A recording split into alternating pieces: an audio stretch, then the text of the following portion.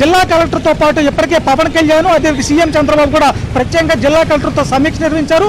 తీరం కాకినాడ తుని మధ్య దాటే అవకాశం ఉన్నందున ఈదురుగాలుల తీవ్రత 100 కిలోమీటర్ల పైబడి ఎక్కువగా ఉండే అవకాశం ఉందని కూడా ఉన్న నేపథ్యంలో నష్టం తీవ్రత జరగకుండా ఎప్పటికప్పుడు అప్రమత్తంగా ఉండాలని కూడా ఆదేశించారు. అదేవిధంగా సీఎం చంద్రబాబు కూడా టెలికాన్ఫరెన్స్ తో కలెక్టర్తో మాట్లాడుతూ అవసరమైతే హాస్పిటల్ ఆన్ వీల్స్ కింద తక్షణ సహాయం కింద రోగులు కూడా చికిత్స అందించే ఏర్పాట్లు చేయాలని కూడా ఆదేశించారు.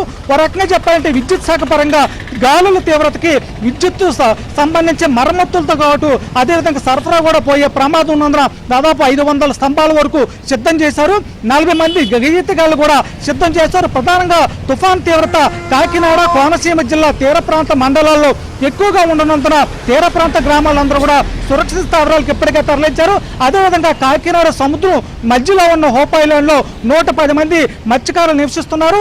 వాళ్ళందరూ కూడా బలవంతంగా అక్కడి నుంచి కాకినాడ తరలించారు. అయితే తుఫాన్లు తమకు కొత్త ఏమీ కాబని అక్కడి నుంచి మీరు రావని చెప్పి మత్స్యకారులు మొండికేసినప్పుడు కూడా జిల్లా కలెక్టర్ షాన్మోహన్ రెవెన్యూ పోలీసులు పంపించి వాళ్ళందరూ కూడా సురక్షిత స్థావరాలు పంపించారు.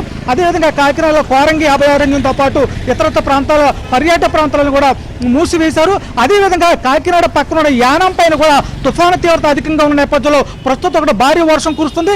అక్కడ కూడా 3 రోజులు సెలవు ప్రకటించారు Pawan. Right, thank you Apparao, thanks for the updates.